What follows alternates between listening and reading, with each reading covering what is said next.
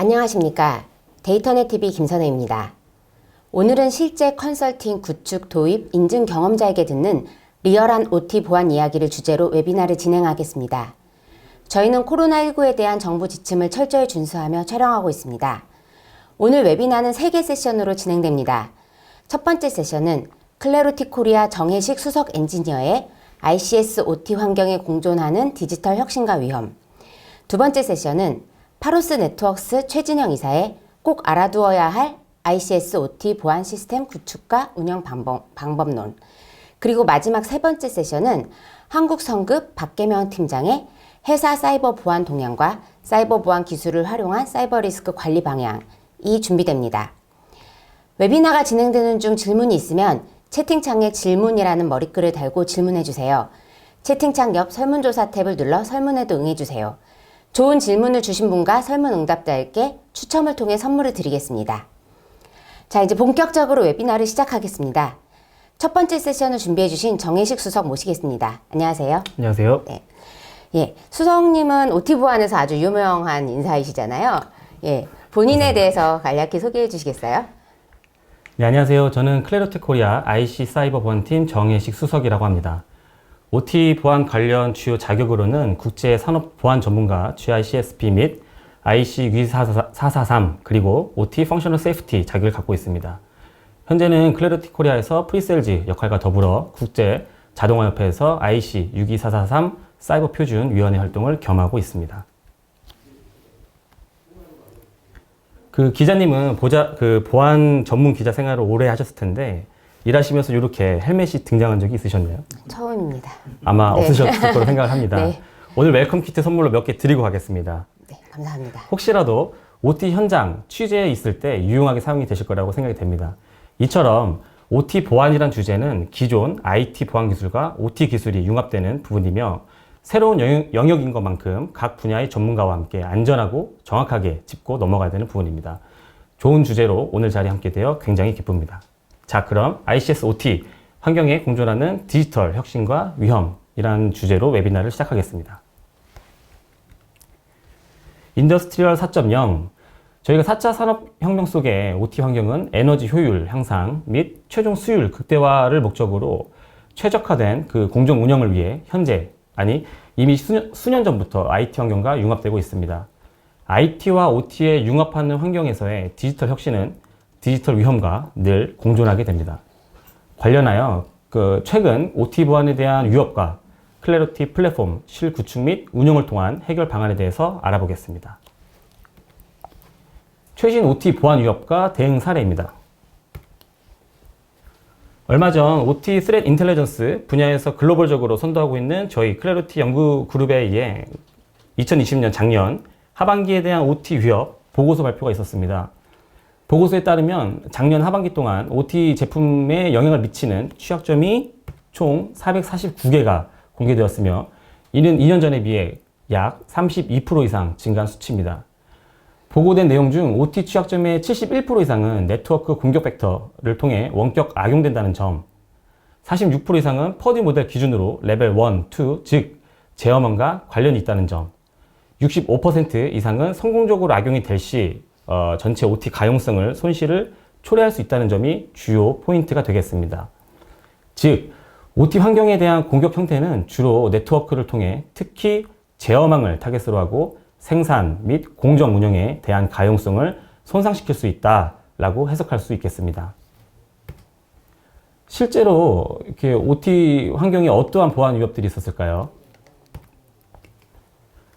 2017년 6월 사우디의 한 리파이너리 현장에서 ESD 시스템이 특별한 이유가 없이 또 어떠한 조건이 없이 오동작하여 공장이 셧다운됐습니다. 일반적으로 ESD와 같은 안전 개장 시스템은 폭발 등을 방지하기 위해 설계되지만 최악의 시나리오로 오동작 시 폭발 사고가 발생할 수 있겠습니다. 그런데 이렇게나 위험한 ESD 시스템이 2017년 8월 또 한 차례 반복되어 공정이 셧다운되었습니다. 현장 조사를 해보니 공격자는 결코 폐쇄적이지 않았던 OT 구조를 역으로 이용해서 외부에서 내부를 통해 결국 L2, 레벨 2에 위치한 EWS를 장악하여 최종 목적지인 컨트롤러로 미리 만들어 놓은 trylog.exe라는 바이너리 파일을 다운로드한 것이 오동작을 발생시켰던 이유였습니다. 이 공격으로 다행히도 인명 피해는 없었지만 그 공정 셧다운으로 인해 수천억 원의 이상의 피해를 입은 사실이 있습니다. 이러한 환경에 클래리티 OT 플랫폼이 적용이 된다면 단일 보안 이벤트들 뿐만 아니라 업계에서는 유일하게 제공하는 루트 커스 아날라시스 그 이벤트 체인 기법으로 이러한 공격 과정을 명료하게 파악할 수 있겠습니다. 혹시 기자님 작년에 저희 처음 뵀을 때 그 이스라엘 수처리 공격 보안에 대해서 얘기 나눴던 거 기억하시나요? 네, 기억하고 있습니다. 그렇죠. 그 이번 케이스는 바로 지난달에 발생한 미국 플로리다 올즈마 수도 공급 시설에 대한 공격인데요. 정말 안타까운 부분은 수개월 전 이스라엘의 수처리 보안 사고와 거의 동일한 형태로 재발했다는 점입니다. 공격자는 마찬가지로 외부에서 그 팀뷰어, RDP 등을 통해 올즈마 시설 내부의 OT 자산에 원격으로 접근해서 주거용, 상업용을 위한 그 상수에 대한 소독 공정 중인 하나인 그 수산화 나트륨을 정상 수치인 100에서 11,100ppm으로 약 100배 이상으로 변경을 하였습니다. 수산화 나트륨이 이렇게 다량으로 주입하게 될 경우 치명적인 신체적 손상 및 사망까지 가능합니다. 인명사고를 발생시킬 수 있는 대단히 위험한 공격으로 판단되어 사법기관은 FBI까지 합세하여 해커 단체를 추적 중에 있습니다. 이러한 OT 보안 사고들에 대해 클래리티 플랫폼이 적용됐을 때 어떻게 대응이 가능한지 다음 데모 영상으로 함께 보시겠습니다.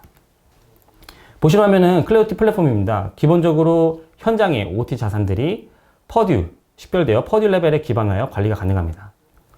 각 자산들에 대한 IP, 맥 기본적인 정보뿐만 아니라 모델, 펌웨어 버전, 컨트롤러의 슬롯 정보 등 상세한 가시성 확보가 가능합니다. 이러한 상세한 가시성을 기반으로 OT 환경에 대한 다양한 취약점들이 확인할 수 있겠습니다.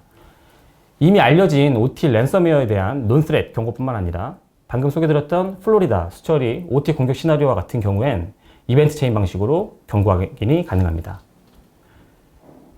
보신 것처럼 결과적으로 레벨 2 EWS에서 레벨 1에 있는 PLC 대상으로 다운로드 이벤트가 발생하였습니다. 이 행위 자체가 보안이 위험하다는 건 아닙니다. PLC의 다운로드는 일반적일 수 있기 때문입니다. 하지만 CTV 이벤트 체인에 나와 있듯 로직 다운로드 전에 외부로부터의 호스트 스캔, 원격 접속 이후에 진행됐다는 점이 굉장히 중요한 포인트가 되겠습니다.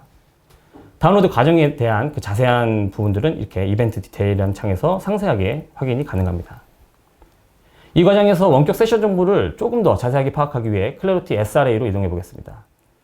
공격 행위자들이 컨트롤러에 대해서 무단 수정하고 다운로드, 수행한 이력들이 상세하게 그대로 녹화가 되며 추가적인 원격에 대한 그 기타 상세 로그들이 남겨지게 됩니다.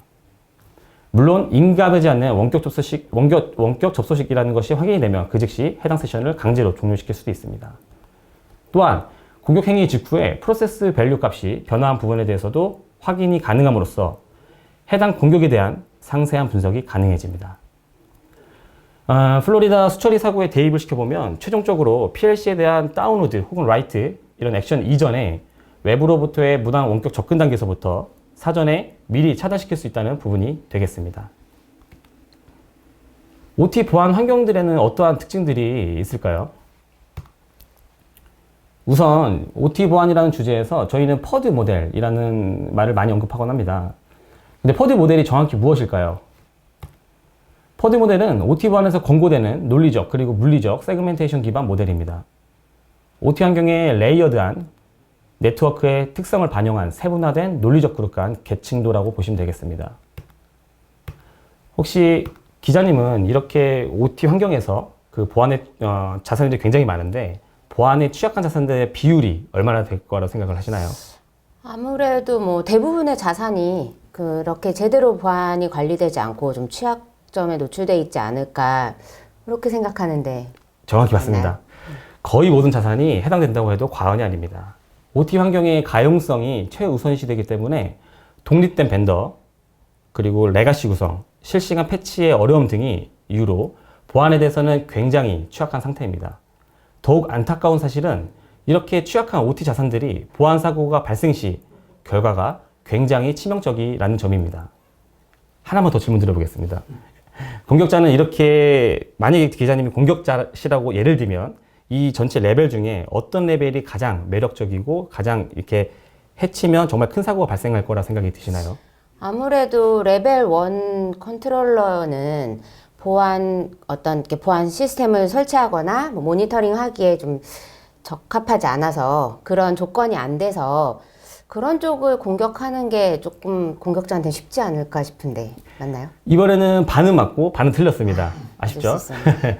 현장 자산 중에서 직접적으로 위험도가 가장 높은 영역은 기자님이 말씀하신 것처럼 레벨 1, 즉 PLC, DCS와 같은 컨트롤러가 맞습니다. 하지만 외부와 내부에 대한 논리적, 물리적, 에어갭 등으로 공격자들이 레벨 1의 영역을 직접 핸들링하기엔 다소 무리가 있습니다. 그러나 대중적인 OS 기반인 레벨 2의 경우 얘기가 다릅니다. 공격자는 기존의 해킹 기법 및 툴들을 활용해서 레벨 2에 있는 자산들을 장악한 후 레벨 1에 있는 컨트롤러들을 효과적으로 제어가 가능합니다. 즉 공격자 입장에서는 레벨 2에 위치한 EWS, HMI 등이 가장 효율적인 공격 목표가 될 수 있겠습니다. 실제로 OT 보안, 클래리티 OT 보안 보고서에 따르면 레벨 1, 2에 대한 OT 취약점이 전체의 반 정도가 됩니다. 또한 지난 스톡스넷, 트리턴, OT 관련 랜섬웨어, 이스라엘, 또 플로리다, 수처리 보안 사고 모두는 이렇듯 레벨 2를 노렸습니다. 실제 얼마 전에 국내 OT 환경에서 취약점 기반 위험 관리 및 위협 시 대응 플랜에 대한 클래리티와의 연계해서 사례를 한번 소개해 보도록 하겠습니다. 최근 클래리티 연구그룹에서 특정 서드파티 OPC 벤더들에 대한 취약점들을 발표했습니다. 해당 벤더들의 OPC 제품들은 특히 상위 솔루션들과의 통신 연계를 위해 OPC, DAUA 변환 및 터널링 등을 위해 굉장히 많이 사용되고 있는 제품들입니다. 해당 취약점들이 악용될 시 공통적으로 도스 공격으로 인한 OPC 서버 다운 및 원격 실행 코드를 통한 데이터 라이트 등의 액션 등이 발생할 수 있습니다. 클래리티 플랫폼을 활용해서 이렇게 수많은 OT 자산 중에 OPC 타입 장비를 식별하고 해당 OPC 서버가 다운되거나 컨트롤러에 대한 무단 라이트 액션이 발생 시 클래리티 CTD는 즉각 경고를 보내주게 됩니다. 그러면 혹시 국내 클래리티를 사용하는 고객들이 꽤 많이 있잖아요. 그렇죠. 국내 고객들 중에서도 혹시 이렇게 좀 심각한 어떤 위협 행위가 미리 탐지되고 대응되고 이랬던 사례가 있을까요? 최근 국내에 실구축되었던 그런 여러 현장들 중에 한 곳을 예를 들어보겠습니다. 도입된 저희 클래리티 경고 내용을 보니 결과만 봤을 때 첫 번째, 업무 시간 외에 주말 새벽 시간 동안 외부 자산으로부터의 시간당 수천 번 이상의 무차별 SMB 버전 2 로그인 페일드 얼럿이 발생을 했습니다. 시간당 수천 번 이상. 두 번째, 이게 제일 중요한 포인트인데요. 타겟이 되었던 자산 타입을 정보를 CTD를 통해 확인해 보니까 OT, 방금 말씀드렸던 퍼즐 레벨 2에 해당하는 위치한 HMI였습니다. 이렇듯 특정 경고가 명확하게 어떤 자산에 발생했는지 현장에서 즉시 파악 가능했던 이유는 역시나 클래리티 CTD의 직관성 때문이었습니다. HMI의 권한이나 접근이 공격자에게 허용이 되면은 결국 현장에 있는 프로세스 밸류 값, 로직 등이 무단으로 수정될 수 있는 위험이 있습니다. 저희는 그 즉시 현장 현업과 담당자와 연락을 해서 해당 HMI에 대해서 제어분과 관련된 것 이외에 외부와의 연결 이런 걸 즉각 차단했고요. 해당 자산에 대한 추가적인 분석 단계로 현재 넘어간 상태입니다. 방금 제가 소개했던 케이스와 같이 공격 대상이 된 자산에 대한 명확한 식별, 해당 자산에 대한 위험성 등이 명료하게 정의되고 직관적인 경고 발생이 가능하려면 결국 OT 프로토콜에 대한 확실한 DPI 엔진 분석이 가능한 클래리티 CTD와 같은 솔루션이 필요합니다. 저희 클래리티 플랫폼에 대해서 이어서 설명드리겠습니다. 클래리티는 OT 보안 분야 글로벌 넘버원 기업으로서 전 세계 그리고 국내의 다양한 사이트에 실구축이 되었습니다. 실구축이 되었고 검증된 솔루션을 제공합니다. 클래리티 플랫폼은 OT 환경에 필수적으로 요구되는 보안 기술 사항으로 지속적으로 위협 탐지를 하는 CTD라는 솔루션과 안전하게 OT 환경에 원격 접근을 가능하게 하는 SRA라는 솔루션 모두를 단일 벤더로서 제공을 합니다. 기존 IT 방법으로는 OT 보안 가시성 확보에는 한계가 있습니다. 기존 IT 환경, 구조 및 성격이 다른 이런 OT 환경을 보호하기 위해서는 클래리티 플랫폼과 같은 OT 보안 전용 솔루션이 필히 적용이 돼야 됩니다. OT 현장에서 실제 저희 솔루션 구축 시 가장 중요한 점은 OT 보안 전문가와 함께 검증된 솔루션으로 정확하고 명료하게 진행되어야 한다는 점입니다. 이러한 OT 가시성 및 보안 솔루션이 클래리티 플랫폼을 현장에 실구축될 때 다음과 같은 과정이 있겠습니다. 첫 번째, 데이터 수집, 포인트 선정을 위해 OT 환경 사이트 서베이가 필요합니다. 이때 현장 조사 동안 OT 담당자들과 인터뷰를 통해 OT 자산들에 대한 특성을 포함한 핵심 내용들을 정확하고 확실하게 파악이 가능해야 됩니다. 둘째, 가시성 극대화를 위해 클래리티가 자랑하는 3 디텍션, 패시브 모니터링, 그리고 액티브 쿼리 모드, 마지막으로 FTP 파싱에 대한 세팅을 하게 됩니다. 세 번째로 선정된 포인트에 이제 현장의 클래리티 플랫폼을 실제 설치 및 적용을 해서 데이터 수집 및 분석을 시작을 하게 됩니다. 마지막으로 현장 보안 모니터링 개시를 하고요. 솔루션 교육과 그리고 이제 진단 결과를 포함한 작업 완료 보고를 하게 됩니다. 참고로 이제 구축에 대한 이제 내용은 이어지는 파로스 네트워크스의 이제 최진영 이사가 실제 구축 경험을 바탕으로 상세하게 현장 이야기를 전달할 예정입니다. 네, 제가 OT 보안 쪽을 좀 취재를 몇 년 전부터 하긴 했는데 그때 몇 년 전에는 OT 보안 솔루션들이 꽤 많이 여러 곳이 언급이 됐었는데 최근에는 거의 클래리티 얘기만 나오는 것 같더라고요. 클래리티가 국내 고객들한테 좀 그렇게 좀 잘 호평을 받는 그런 이유가 있을까요? 일단 첫 번째는 기자님이 워낙 좋은 기사를 많이 써주시기 때문이고요. 네. 저희는 나름대로 세 가지의 강점이 있다고 생각합니다. 예. 아무래도 첫 번째는 저희 한국 지사 및 전문 파트너사와의 지원 체계입니다. 솔루션을 잘 활용하기 위해서는 현장 구축 및 도입 단계에서 적극적인 전문 지원이 가장 중요하다고 생각합니다. 국내에서는 최정상급 서티파이드 된 OT 보안 전문가 멤버들을 구성하고 있는 클래리티 코리아와 전문 파트너사의 함께라면 프로젝트를 성공적으로 수행할 수 있습니다. 두 번째는 업계에서 유일하게 OT 보안 모니터링과 함께 안전한 원격 관리가 가능한 통합된 단일 플랫폼을 제공한다는 점입니다. 클래리티는 OT 보안 가이드라인에서 강조하는 OT 환경에 대한 안전한 원격 관리에 대한 솔루션을 제공합니다. 마지막 세 번째로는 역시나 하이라이트로 클래리티 글로벌 넘버 1 DPI 엔진입니다. 클래리티의 DPI 엔진은 OT 프로토콜에 대해 굉장히 넓게 그리고 또 깊게 분석합니다. 다양한 프로토콜에 대한 종류뿐만 아니라 자산의 상세한 정보까지 깊이 있는 파악이 가능하며 정말로 의미 있는 취약점을 파악할 수 있다는 점입니다. 이후 이제 네트워크 세그멘테이션에 기반한 각 세큐리티 존 간, 접점 간의 이상 징후 혹은 악성 행위 등의 파악이 가능해집니다.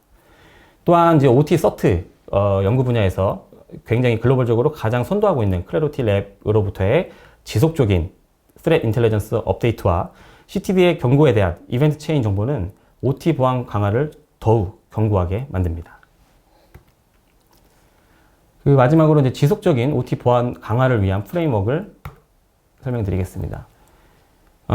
저는 지난 10여 년간 글로벌 표준 및 가이드라인 IEC 62443, 니스트 800-82, 널크 CIP 등에 기반하여 국내외 한 100여 개 프로젝트에서 OT 보안 아키텍처 설계 구축, 그리고 이제 퍼듀 모델 기반해서 네트워크 세그멘테이션 분할, 통합, 그리고 OT 보안 진단 컨설팅을 수행해 왔습니다. 클래리티의 이제 SPA라는 방법론을 적용하면은 대상 사이트에 대한 OT 환경 위험 평가를 통해 위험도 분류, 진단 결과 보고서, 그리고 권고사항, 개선사항을 포함한 결과물들이 산출이 됩니다.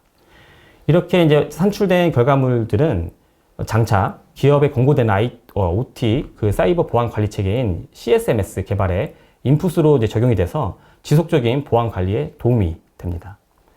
IC 62443-2-1 전체 CSMS의 6개의 액티비티 중에서 하이 레벨, 디테일 레벨, 그리고 위험 평가 및 카운터 메저가 이제 포함이 되겠습니다.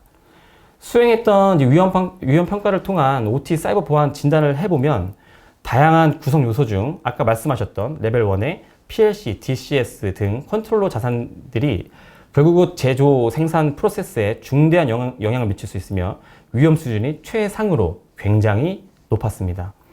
OT 사이버 보안은 피해 산정은 이제 경제적, 환경적, 기업 평판, 이미지 측면에서 영향을 줄 뿐만 아니라 특히 이제 SIS, ESD와 같은 안전계장 시스템에 대한 공격 시 최악의 경우 인명사고까지 발생할 수 있다는 점이 실제 결과에서 산출이 됩니다. 이렇게 선별된 고위험군 자산들에 대해 상세한 그런 개선 방안이 도출되며 이는 또한 클래리티 저희 솔루션 운영의 이제 중요한 포인트로 적용이 되기도 합니다. 마지막으로 클래리티 플랫폼에 대해 정리해보면 이렇습니다. 첫째, OT 환경에 대한 효율적인 보안 모니터링을 위해서 자산관리, 위험관리, 위협관리, 그리고 통합관리가 필요합니다. 이는 클래리티가 가장 잘하는 분야입니다. 둘째, 고객은 비효율적인 방법, 접근, 즉, 좀 잘못된 솔루션 선정 및 이런 걸로 시행착오로 인한 총 소유 비용 TCO를 낭비하면 안 됩니다. OT 환경에 특화되고 검증된 제품으로서 OT 보안 전문 인력 구성으로 신중하면서도 명료하게 접근함으로써 프로젝트가 안전하게 또 성공적으로 수행되어야 합니다. 셋째, 클래리티 플랫폼은 고객의 기존 IT 보안 시스템들과 연계가 됨으로써 더욱 강화된 보안 체계를 완성하여 OT 자산들의 가용성 그리고 안정성을 원활하게 개선할 수 있겠습니다. 감사합니다. 저희 발표는 여기서 마치겠습니다. 네, 정혜숙 수석님 감사합니다. 감사합니다. 네, 앞선 첫 번째 세션에서 OT ICS 보안의 특징과 위협 유형, 그리고 클래리티 기술과 솔루션, 컨설팅 서비스를 통해서 OT ICS 보안 전략을 수립하는 방안에 대해서 이야기 나눴습니다. 이번 세션에서는 현장에서 실제로 진행되는 시스템 구축 과정을 자세히 알아보는 시간을 갖겠습니다. 최진영 이사님 안녕하세요. 안녕하세요, 기자님. 최 이사님, 실제로 현장에서 이 OT ICS 보안을 구축하고 그런 프로젝트를 많이 해보셨잖아요. 예, 그때 경험했던 그 내용들을 친절하게 설명해 주실 거죠? 그럼요. 네. 오늘 많은 팁을 제공해 드려 보도록 하겠습니다. 자, 두 번째 이 세션 제목은 잡지 제목 같죠? 꼭 알아두어야 할 ICS 구축 및 운영 포인트가 되겠는데요. ICS 구축 프로젝트를 앞두고 있는 분들을 대상으로 소소한 팁들을 전해볼까 합니다. 자, 먼저 구축 핵심이 될 만한 단계별 구축 포인트 4단계가 되겠습니다. 자, 구축 사전 단계에 있어서 이 실사는 우리가 알고 있는 기존의 실사 개념과 달리 접근을 해야 됩니다. 실사 시 필요한 필수 요소에 대해서 제가 한번 말씀을 드릴 테고요. 자, 두 번째 단계의 자산 커스터마이징 단계. 자, 자산을 자동 분류하고 자동 식별된 자산으로 ICS 보안 운영 체계를 만들어낸다는 것은 글쎄요, 제가 경험해 보니 분석 운영에 어떤 홀이 발생한다는 것을 깨닫고 이 자산에 대한 커스터마이징 단계를 반드시 거쳐야 된다는 그런 포인트에서 한번 말씀을 드릴 거예요. 자, 세 번째, 프로파일링입니다. 좀 생소하시죠? 각 사이트별 특징을 찾아가는 것인데요. 바로 다음 단계, 마지막 단계인 리스크 개념화에 필요한 중간 단계라고 보시면 됩니다. 접점별 통신 프로토콜, 그러니까 그 통신에 대한 빈번도 정도를 통계적 데이터로 1차 분석해 보신다고 보시면 되겠습니다. 자, 마지막, 앞서 3단계의 단계를 충실히 이행해 주셨다면 우리 최종 목표인 리스크 시나리오에 대한 작성에 돌입할 수 있게 되는 것이죠. 자, 실사의 중요한 구축 포인트가 되겠습니다. 자, 다이어그램상으로 보시면 크게 위로 보이시는 제조, 아래쪽으로 보이시는 설비 이렇게 구분됩니다. 자, 모니터링을 하기 위한 트래픽 미러 이야기를 빼놓을 수가 없을 텐데요. 자, 첫째, 이 미러 수집 포인트를 무조건 하향 조정하라입니다.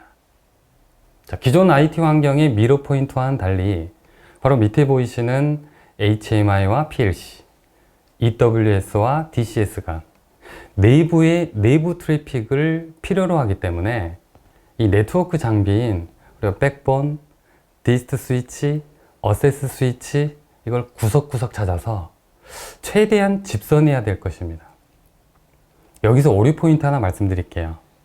자, 백본 구간이 L3 구간에 메쉬 구조로 된 OSPF 구간 트래픽을 받는다면 실제 리얼 트래픽에서 이 설비 자산의 맥 주소가 안 보이는 누를 범할 수 있습니다. 자산 관리가 어렵게 되겠죠. 하여 이 수집 포인트 하향 조정이 첫 번째 핵심 포인트가 되겠습니다. 자, 두 번째.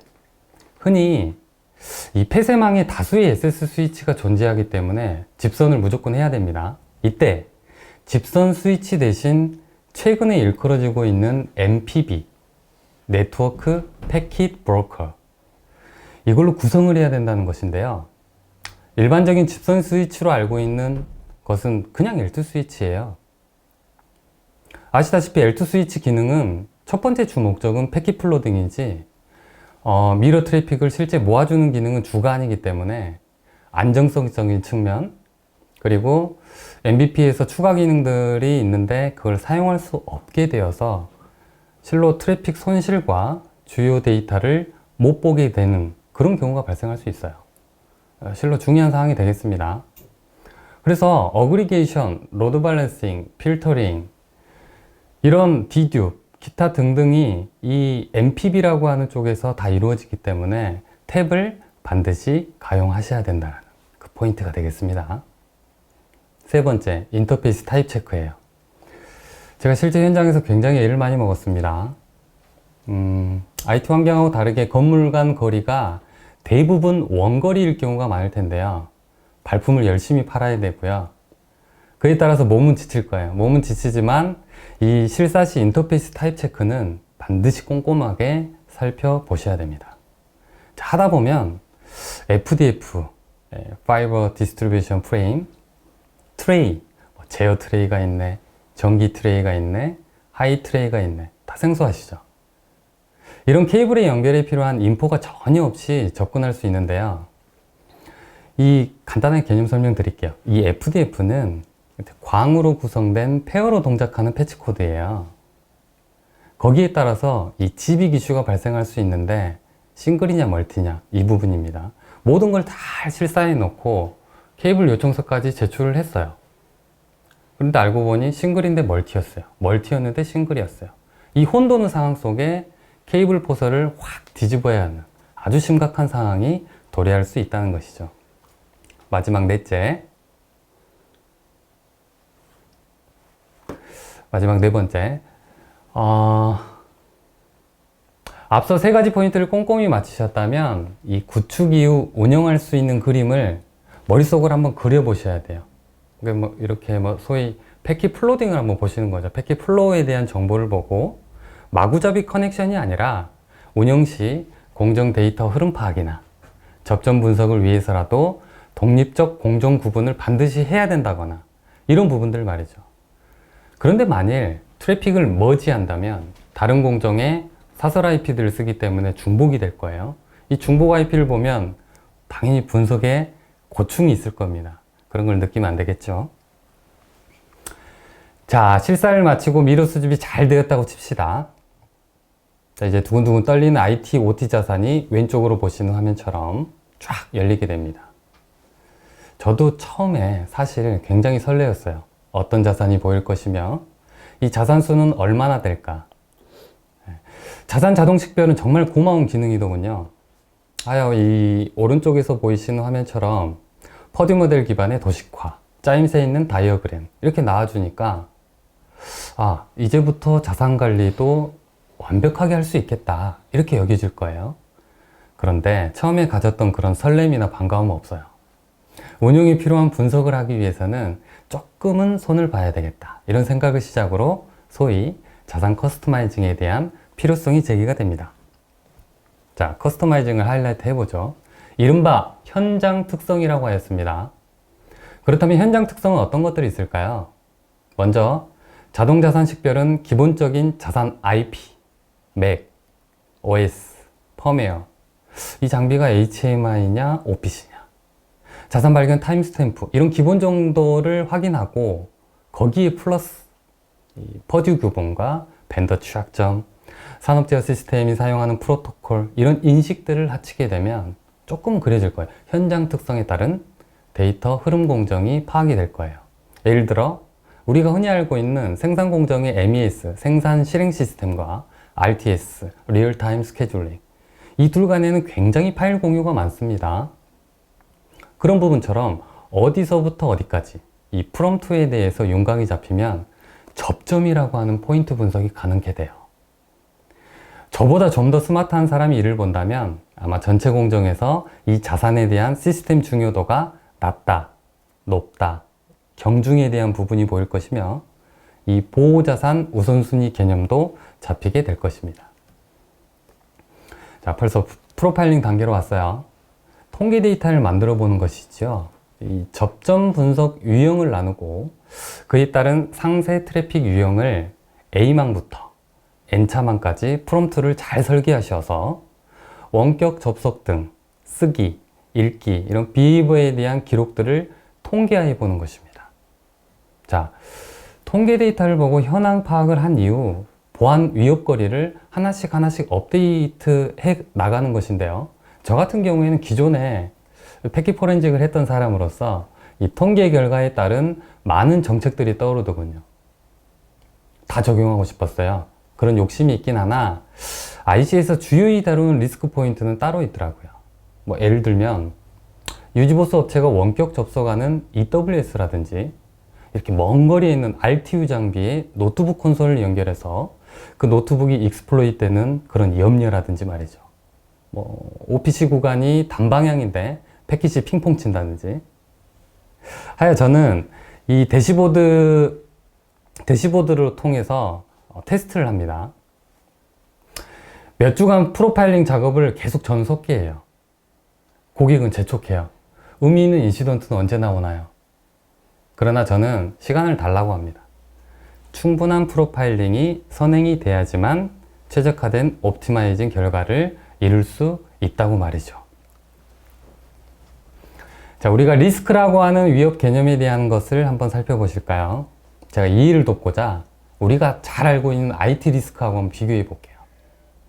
많은 분들이 비교를 했는데 먼저 IT 위협이라고 하면 이런 거죠. 인터넷 접점 분석이기 때문에 인터넷에 관련된 브라우저 취약점, 자바, AJAX, 랜섬웨어에 최근 악용되는 플래시 파일 등 익스플로잇이 주안점이 되겠죠. 또한 익스플로잇 이후에 XXS 스크립트 이런 걸 이용한 드로퍼, 바이너리 다운로드 이후에 443 암호화 통신 뭐 이런 거잖아요. 또 뭐 있어요? 사회공학적인 방법으로 이메일을 통한 매크로 오피스 파일? 그때 OT 리스크는요, 인터넷 접점이 거의 없다고 보시면 됩니다.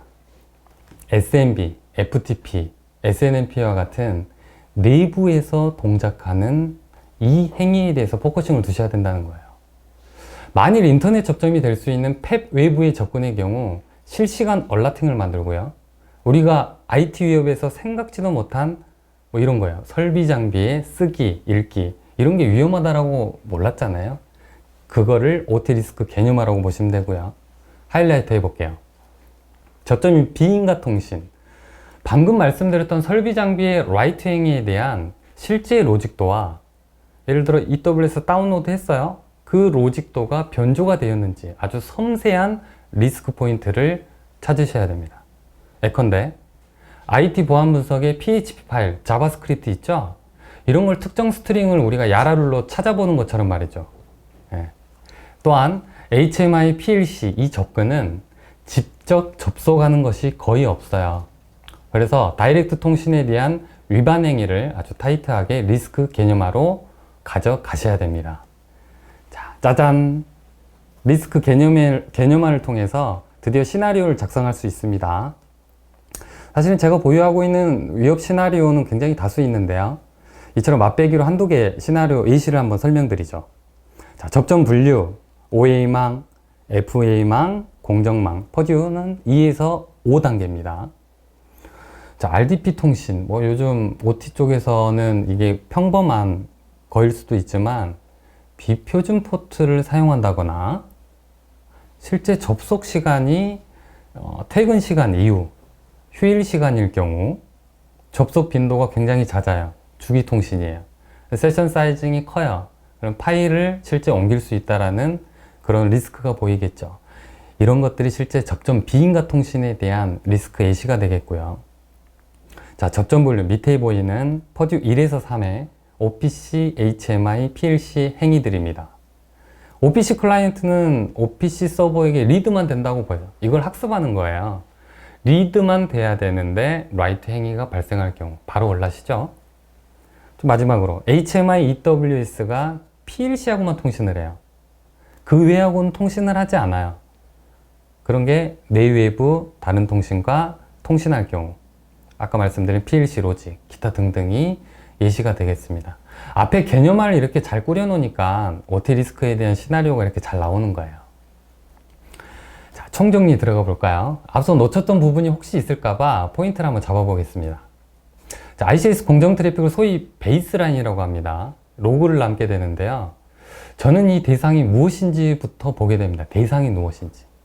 이 대상 간의 공정 흐름을 파악한 이후 위협 이벤트인지 순수한 인포 이벤트인지 위협 이벤트를 중점적으로 전체적으로 나래비를 한번 세워봅니다. 이렇게 쫙 펼친 이후 연관성을 한번 찾아봅니다. 이후 그룹핑을 해봅니다. 위협 이벤트도 단일 이벤트로는 큰 의미 없어요. 이렇게 연관되는 이벤트끼리 체인으로 묶어야지만 우리가 상관관계 분석이라는 것이 되고 체인 형태로 엮어서 시나리오를 스케치를 해보는 거예요. 스케치 완성 이후에 위협 시나리오를 써내려 갑니다. 아까처럼. 그래서 실 담당자에게 반드시 알려줘야 되는 노티피케이션 등을 찾습니다. 자, 마지막으로 포스트 모니터링이라는 포인트를 잡아봤는데요. 과연 저희가 분석한 감염 대상이 본인이 분석한 대상뿐인 건지, 자체적으로 자가복사되는 전파되는 웜 형태는 없는지, 즉 내부 확산 방지 정책을 마련하는 것입니다. 포스트 모니터링 중요합니다. 자, 마지막 슬라이드가 되겠습니다. 기대 효과를 말씀드려 보고 싶은데요. 이렇게 앞에 잘 했잖아요. 기대 효과라고 하면 다들 그래요. 가시성 확보, ICS 보안 체계 마련. 사실상 제가 느끼기엔 좀 진부한 표현이에요. 그러면 제가 생각하는 기대 효과는 첫째도 둘째도 이렇게 한 가지로 크게 꼽고 싶어요. 기존에 있는 IT팀과 OT 담당자의 이런 없던 연결고리를 만들어줘서 채널을 생성한다는 것인데요. 협업 증대가 목표예요, 저는 사실. 이 협업을 하기 위해서 기브 앤 테이크가 있어야 되겠죠.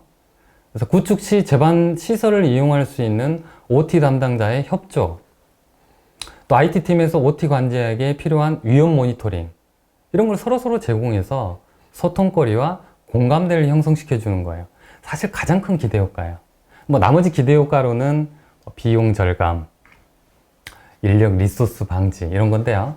PLC 자산 관리를 통해서 불필요 추가 구매를 막는다든지 데이터 흐름 공정을 솔루션에서 확인을 할 수 있으니까 불필요하게 현장 방문을 하지 않는, 인력 공수 덜해주는 그런 기대 효과가 있을 수 있어요. 예. 자, 제가 드리고 싶은 메시지는 모두 전원하여 드렸습니다. 자, 결론으로 이런 말씀을 드리고 싶습니다. IT 보안이 이제 첫 걸음마를 띄었어요. 저희 바람이지만 향후 많이 보급화, 일반화돼서 현재 우리 IT 보안관제 얼마나 훌륭히 형성되어 있습니까? IT 보안관제 설트팀이 있듯이 OT도 ICS 보안관제팀이 꾸려지고요. 설트팀이 형성되는 날까지 열심히 정진해 보도록 하겠습니다. 이상입니다. 네, 말씀 감사합니다, 이사님. 발표하신 내용 중에서 몇 가지 제가 좀 궁금한 점이 있는데, 실제로 이제 OT 보안을 컨설팅하거나 이런 분들 말씀을 들어보면, OT 보안에서 가장 어려운 점은 처음 OT 보안 현황에 대한 실사를 조사하는 것부터 어렵다. 그렇습니다. 운영자들은 우리 아무 문제도 없는데 왜 들어오려고 하느냐, 괜히 와서 문제 일으키는 거 아니냐, 이러면서 아예 공장 현장에 못 들어오게 하는 그런 경우가 굉장히 많다고 하더라고요. 이럴 때 그런 어려움도 많이 겪어보셨겠지만, 어떻게 담당자들을 설득하는지, 또 그분들은 또 어떤 점을 좀 우려하기 때문에 그렇게 좀 저항이 있으신 건지, 그런 거 좀 궁금한데 어떤가요? 네. 실제로 겪었던 사항인데요. 설비 담당자들은 몹시 겁내합니다. 왜냐하면 24365 잘 돌아가는 이런 생산 시스템이 있는데 미러 설정 하나 이 거는 게 CPU를 사실은 한 0.1%더 치겠죠. 그런 부분을 사실은 염려를 하는 겁니다. 그리고 실사 시 가장 중요한 포인트가 그 기존의 그 설비 용도로 사용하는 FDF나 이런 트레이가 있어요. 그럼 미러를 설정을 하면 그 케이블링을 해야 되는데 IT 쪽에 그 사용 허가를 안 내주는 거예요. 왜냐하면 그 용도가 원래가 설비 용도로 만들어졌기 때문에. 그래서 그 아까 제가 말씀드린 기대 효과가 그런 겁니다. 빨리 이 채널을 형성해서 그들의 협업 증대를 하는 게 가장 큰 미션이 되겠습니다. 네. 그리고 이제 마지막에 말씀해 주신 것 중에 리스크 시나리오가 있었잖아요. 근데 아무래도 이제 IT 쪽에서는 리스크 시나리오가 좀 잘 정리가 되고 거기에 따른 대응 방법도 잘 마련이 돼 있지만 OT, ICS 쪽에는 그런 게 충분히 마련돼 있지 않잖아요. 그렇습니다. 그래서 이제부터 만들어야 될 텐데 어떤 점을 좀 더 주목해서 리스크를 구별하고 거기에 대응하는지 이런 포인트를 좀 설명해 주시면 어떨까요? 네. 가장 큰 핵심 포인트는 현장 특성이라고 아까 말씀을 드렸죠. 현장 특성을 알기 위해서는 아까 말씀드린 프로파일링을 잘 하셔야 돼요. 그러니까 이게 그 솔루션에서 모든 걸 다 지원해 주겠다. 그런 게 아니고요. 발품도 많이 팔아야 되고 인터뷰도 많이 하셔야 됩니다. 현장 특성에 따라서 거기서 비롯된 이상행위 시나리오 작성을 최종 목표로 예컨대 뭐 접점 중에 외부 통신이 발생하면 이런 안 되는 환경에서 다이렉트 통신이라든지 세션의 빈도수 조금 타이트하게 커스텀한 얼랏을 만들어서 이 조치 가능한 담당자에게 얼라팅을 만들어 줄 수 있는 목표를 가지시고 접근을 하셔야 돼요. 그래서 현장 특성의 리스크 접점을 찾은 이후 리스크에 대한 개념화, 그 이후 시나리오, 최종 액션에 이르기까지 전반적인 프로세스를 단계별로 진행하셔야 된다는 말씀을 드립니다.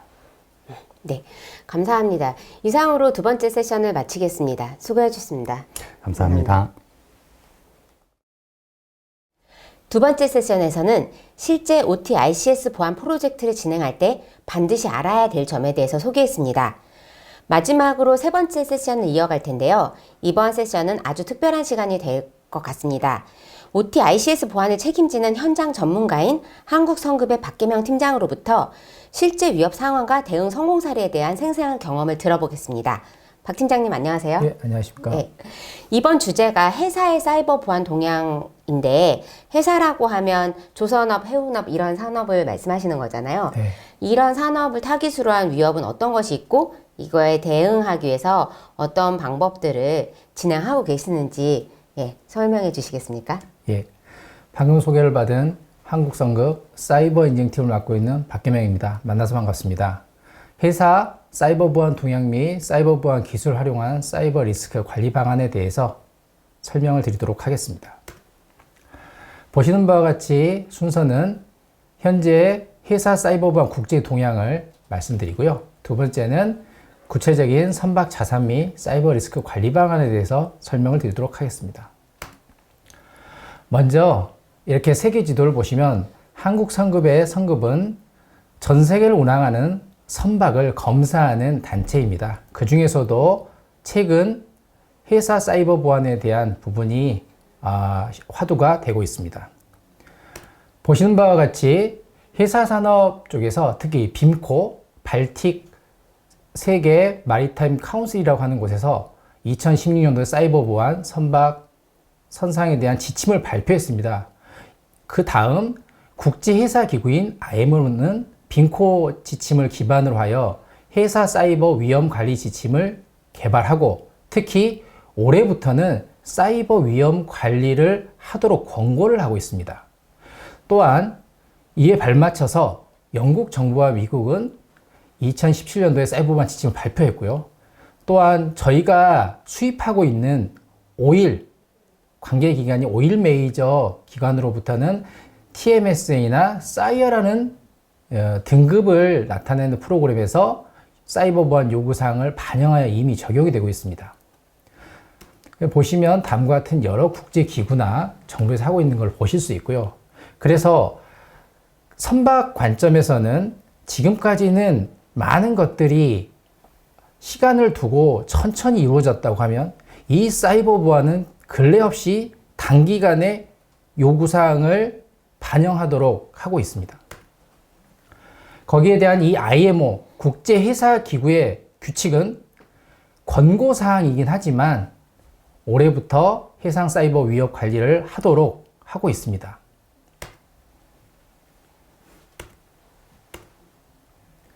다음은 정부, 특히 유럽 여러 나라에서 회사 사이버 보안 관련 정책을 수립하여 수행 중인데요. 특히 세계적인 1등 해운 물류 회사인 머스크가 있는 덴마크는 2018년도에 회사 사이버 보안 전략을 수립하여 시행 중이고요. 또한 대항해 시대를 했던 영국 정부는 선박용 사이버 보안을 강조했고 코드를 선박보안 평가에 포함되는 것을 강조하고 있습니다. 유럽연합 같은 경우도 선박을 관할하는 항만에 대해서도 사이버 보안 가이드라인을 발표했고요. 빔코 선박 사이버 보안 가이드라인은 현재까지 버전 릴리전 4를 발표했습니다. 또한 디지털 컨테이너 시핑 협회에서는 2020년도에 사이버 보안 여행 가이드라인을 발표했습니다. 보시는 바와 같이 해운업계에서는 드물게 사이버 보안에 대해서 많은 일들이 현재 일어나고 있고 요구되고 있습니다. 앞에 설명드렸던 화주 검사, 즉 화주라 하면 화물의 주인을 말하고 있습니다. 특히 오일 메이저 회사에서는 오일 메이저 국제 회사 포럼인 오킴프에서 2017년부터 TMSA와 사이어 프로그램에 사이버 보안 요구사항을 반영하고 여기에서 점수 등급을 내서 2.6점 이하가 되면 5점 만점 2.6점 이하가 되면 오일을 수송을 못하고 있습니다. 그래서 오일을 나르는 선박인 탱커 회사들은 반드시 이 TMSA 사이어 프로그램을 만족할 수 있는 사이버 보안 요구사항을 반영하고 있습니다. 좀 더 구체적으로 한번 들어가 보겠습니다. 선박 자산 및 사이버 리스크 관리는 먼저 선박 시스템을 이해하는 것부터 시작이 되겠습니다. 특히 선박은 보시는 바와 같이 선박을 대양을 항해할 때 통신을 하기 위한 위성 시스템이 있고요. 또 선박 각 세부 자산을 포함하는 시스템들이 카고 매니지먼트 시스템, 발라스트 매니지먼트 시스템 등 여러 가지 다양한 시스템 체계로 구성이 되어 있습니다. 두 번째, 이제 저희가 육상에서 조금 더 사이버 보안을 선박에 적용하기 위해서 다음처럼 네트워크 다이어그램 관점에서 선박 자산을 표시할 수 있고요. 특히 위치와 기능별로 분류를 하고 또 그 위치와 기능을 모아서 다양한 좋은 개념으로 다음과 같이 네트워크 다이어그램을 저희가 구성하여 실행하고 있습니다. 이러한 구성 시스템을 육상에서 현재 사용하고 있는 자산 진단 기능, 자산 목록, 네트워크를 자동으로 인식하는 자동화된 툴을 사용하여 저희가 선박에서 검사를 수행하였습니다. 또한 선박에서 특정한 위협 탐지가 되는 기능이 요구되는 선박의 도구를 사용해서 저희가 테스트를 했고요. 이러한 도구들이 이제 선박에도 요구되고 있다고 하겠습니다.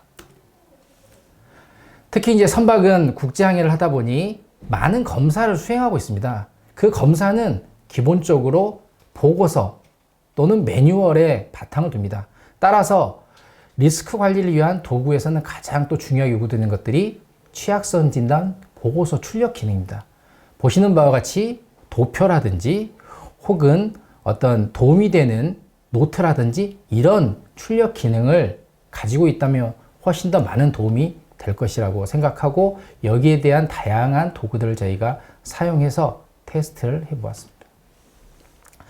또한 취약성 진단은 앞에서 보셨던 네트워크 다이어그램을 바탕으로 각 장비를 사용해서 조은별로 자산의 취약성 진단을 했고요. 보시는 바와 같이 직접 선박에 올라가서 취약성 진단 또 자산 식별 등을 하였습니다. 특히 이 선박은 국내에서 가장 또 국제에서 제일 컸던 HMM의 컨테이너 선박을 대상으로 저희가 수행 예정에 있고 또 그 전에 다른 작은 화물선을 이용해서 저희가 하였습니다.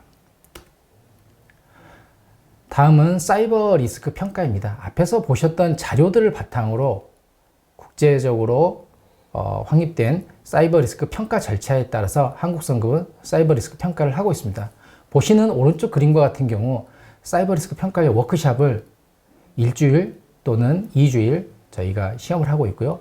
오른쪽 아래 보시는 사이버 리스크 평가 매트릭스를 통해서 사이버 리스크 평가가 붉은색에 있는 고위험군으로 나타났을 경우는 관련된 리스크를 제거하기 위해서 또는 완화하기 위한 작업들을 수행하도록 요구를 하고 있습니다. 사이버 리스크 평가를 통해서 나온 보고서는 다음처럼 저희가 이전에 LNGC 선박의 사이버 보안 리스트를 보여드리고 있습니다. 리스크하고 취약성 진단 리포트이고요. 관련된 리포트에는 앞에 보셨던 사이버 리스크 평가와 거기에 대한 대응책을 요구를 하고 있습니다. 예, 다음 장에 보시면 사이버 리스크 평가 보고서는 그림처럼 자산, 그리고 자산에 대해서 어떤 프로토콜 이름, 그리고 그 자산에 대한 IP, 그 다음에 타입, 특히 이제 벤더사들이란지 이런 자료를 바탕으로 사이버 평가 보고서가 이루어지고, 보시는 건 일부이고요. 선박에서 장비들은 작게는 100개, 많게는 몇백 개씩 사이버 보안 리스크 평가를 위한 자산이 식별이 되고 있습니다. 예, 사이버 리스크 평가 보고서에서는 보시는 바와 같이 사이버 보안 리스크의 스코어를 지금 75점인데요. 이 75점이 앞에서 보셨던 사이버 리스크 대응을 통해서 75점이 80점, 90점, 100점은 좀 힘들겠지만 99점이 될 수 있도록 사이버 리스크 완화 정책을 요구를 하고 있습니다. 예, 결론을 좀 말씀드리면 현재 회사 업계에서는 사이버 보안 관련된 사항이 많이 요구가 되어 있습니다. 이유는 사이버 보안 때문에 물류라든 이런 데 많은 피해를 입었고, 또한 특히 3,500억 정도의 손실을 입은 사례가 있습니다. 따라서 이런 사례를 극복하기 위해서 회사업계에서는 사이버 보안에 대한 중요성을 인지하고 선제적으로 대응을 하고 있다는 걸 말씀드리고요. 특히 OT 관련해서 이 선박은 30년 정도 운행을 합니다. 그러면 선박은 중간에 특별하게 수리를 하거나 특히 시스템 자체를 많이 바꾸는 것은 실질적으로 거의 불가능한 상황이고요. 따라서 사이버 보안에 대한 이러한 것들이 선박을 건조 단계, 특히 우리나라가 전 세계에 가장 1등 조선소부터 5등 안에 있는 조선소 3개나 가지고 있습니다. 이 조선소에서는 이미 이 사이버에 관련된 OT 장비들에 대한 부분을 고려하고 이미 케어라고 한국성급과 같이 이런 부분을 기술적으로 협력하고 풀어나가는데 많은 기여를 하고 있습니다. 네, 팀장님 말씀 감사드린데요. 마지막에 설명하신 것 중에 3,500원 원이죠. 예, 맞습니다. 그렇게 큰 피해가 있는 그런 공격이 있었을 거라고는 좀 생각을 하진 못했는데, 실제로 좀 구체적으로 어떤 공격들인지, 그러니까 그 실제로 발생한 공격에 대해서 좀 이렇게 설명을 해주실 수 있나요? 예, 아마 제가 기억하기로는 사이버 보안이 최초에 나왔던 2016년도부터 2017년도 이 사이였는데요. 아까 보셨던 머스크라고 하는 세계 1등 물류, 그러니까 해운 물류 기업이 랜섬웨어에 많은 그 자산이 이제 감염이 됐습니다.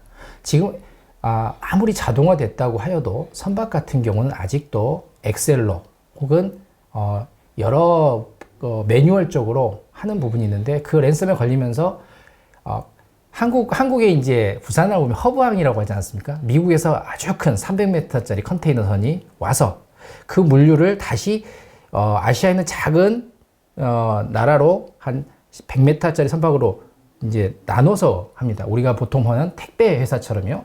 그런데 그 랜섬웨어가 걸리면서 과연 이 컨테이너가 어느 쪽으로 가야 될지를 모르는 이제 그런 상황이 되다 보니까 거의 3주 동안 시스템이 복구가 되지 않아서 3,500억의 손실이 있었고요.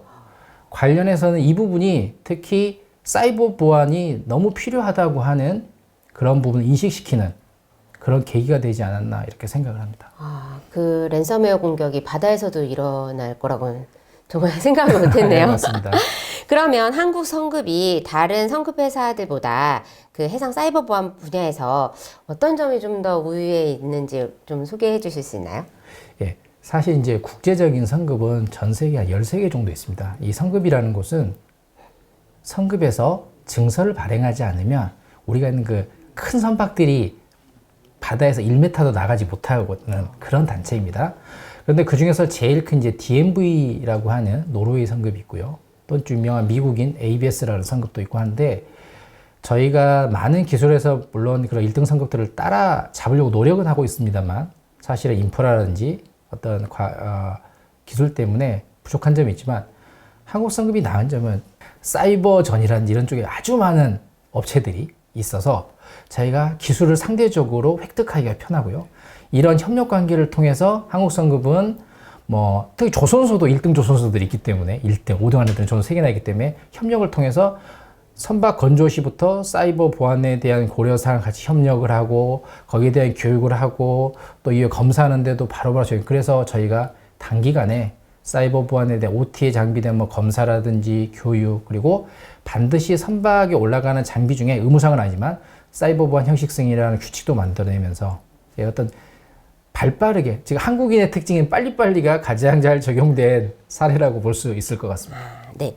그리고 한국 성급에서 해상 사이버 보안 인증을 하시잖아요. 네, 그거에 맞습니다. 대해서도 좀 자세히 설명해 주세요. 예. 기본적으로 사이버 보안은 이제 크게 3개가 있습니다. 하나는 아까 보셨던 이제 화주가 선주한테 선박의 주인한테 뭔가 요구를 합니다. 거기에 대해서 저희가 이 회사가 사이버 보안을 잘하고 있구나 하는 인증을 하고요. 또 하나가 이 회사는 또 여러 선박을 운항을 하니까 선박이 외부에 나가서도 사이버 보안이 잘 되고 있다는 선박에 대한 그 선박을 현재 운행하는 선박 현존선이라고 하는데요. 선박에 대해서 인증을 해주고요. 또 선박을 최초에 조선소에 건조할 때 시스템적으로 사이버 보안이 잘 돼 있는지를 저희가 인증하는 그 2단계, 크게 이제 2단계로 보면 마지막으로 이제 조선소에서는 선박에 올라가는 장비가 뭐 적게는 몇백 개, 몇천 개씩 하는데 이 장비들이 사이버 보안이 잘 돼 있는지를 저희가 승인을 해주는 사이버 보안 형식 승인 이렇게 3단계의 카테고리로 저희가 체계를 구축하고 있습니다. 네. 말씀 감사합니다. 팀장님 수고하셨습니다. 예, 감사합니다. 네, 마지막 세션에서는 한국성급 박계명 팀장으로부터 실제 회사의 위협 사례와 한국성급의 서비스에 대해 자세히 설명 들었습니다. 이번 웨비나가 OT ICS 보안에 대응하는 분들과 전문가로 성장하려는 분들에게 실질적인 도움이 되기를 바랍니다. 웨비나의 마무리를 위해서 클래리티 코리아 정혜식 수석을 다시 모시겠습니다. 앞선 3번의 세션을 통해서 OT ICS 보안 위협과 대응 방안에 대해서 자세히 살펴봤는데요. 마지막으로 OT ICS 보안에서 가장 중요한 부분을 정리한다. 그러면 어떤 것이 있을까요? OT 보안에서 가장 중요한 부분을 딱 한 가지만 뽑으라고 하면은 직관성입니다. 실제로 OT 현장에는 굉장히 많은 자산들이 혼재하며 설명드렸던 퍼디 모델에서 레벨이 올라갈수록 다양한 형태들이 존재합니다. OT 보안 솔루션은 오랜 기간 끝에 나오는 강한 추측값이 아닌 공격 행위 순간 타겟이 되는 자산이 무엇이었는지 그리고 어떠한 공격 행위가 있었는지에 대한 부분을 담당자에게 명확하게 신속하게 알려주는 것이 가장 중요합니다. 이는 OT에서 가장 강조가 되고 있는 가용성과 세이프티 측면과도 같은 철학입니다. 추가적으로 OT 보안에 대한 어떠한 주제든 클래리티 코리아 저희에게 메일을 따로 문의해 주시면 연락을 드리도록 하겠습니다. 오늘 말씀드린 내용 외에도 OT ICS 보안에 대해서 궁금한 점이 있으시면 언제든지 연락 주세요. 그리고 설문조사에도 응해주시면 푸짐한 경품을 드리겠습니다. 데이터넷 TV는 유용한 내용의 웨비나로 다시 찾아뵙겠습니다. 감사합니다. 수고하셨습니다.